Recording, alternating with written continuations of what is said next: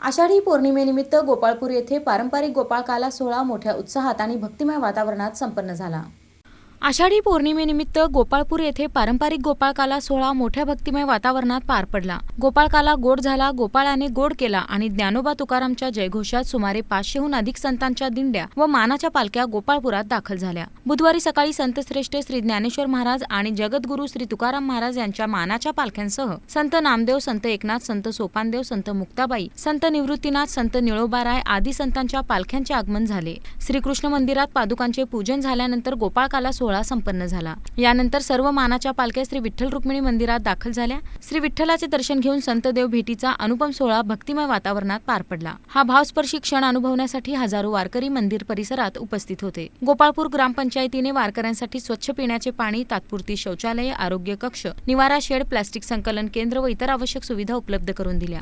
Police प्रशासनानेही चोख बंदोबस्त ठेवला होता। यावेळी सहाय्यक पोलीस अधीक्षक प्रशांत डगळे, तहसीलदार सचिन लंगुटे, गटविकास अधिकारी अमोल जाधव, तालुका आरोग्य अधिकारी डॉक्टर एकनाथ बोदले, मंडल अधिकारी पंकज राठोड यांच्यासह विविध विभागांचे अधिकारी उपस्थित होते। मंदिर समितीचे अध्यक्ष दिलीप गुरव यांच्या हस्ते उपस्थित अधिकाऱ्यांचा सत्कार करण्यात आला।